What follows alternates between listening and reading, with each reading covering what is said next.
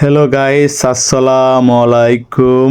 তো আমরা ঈদের বন্ধের পরে আসলাম চট্টগ্রামের সিআরবিতে ঘোরার জন্য। তো এই দেখেন, সিআরবি এমন একটা জায়গা, এখানে অনেক সুন্দর।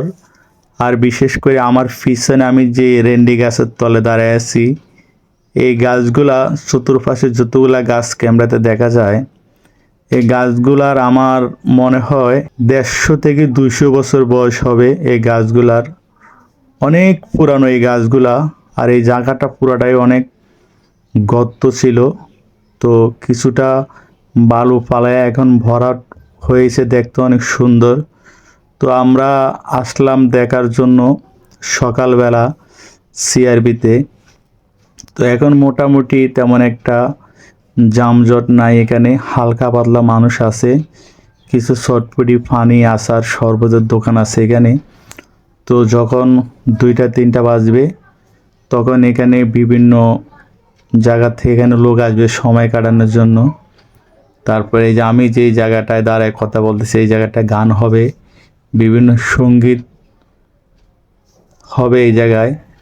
তারপরে আপনাদের অনেক দূর দূর থেকে আরও বিভিন্ন মানুষ আসবে এখানে, বৈশা সময় কাটাইব। এর ভিতরে কাপল যারা আছে এরা আসবে, কেউ ফ্যামিলি নিয়ে আসবে, কেউ বাচ্চা কাচ্চা নিয়ে আসবে।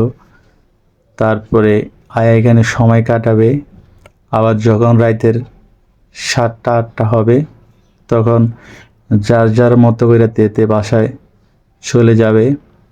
তো আপনারা যারা বিশেষ করে চট্টগ্রামের ভিতরে আছেন, দূর দূরান থেকে যাদের মনে চায় যে আসবেন, এই ধরনের প্রকৃতি আপনাদের দেখতে অনেক ভালো লাগে, অবশ্যই সিআরবিতে ঘোরার জন্য আসবেন। এখানে একদম শান্ত পরিবেশ, কোনো চিল্লা ফাল্লা কোনো রকম গ্যাদারিং এখানে নাই। তো আপনারা যারা এই ধরনের প্রকৃতি ভালোবাসেন, অবশ্যই সিআরবিতে ঘোরার জন্য আসবেন।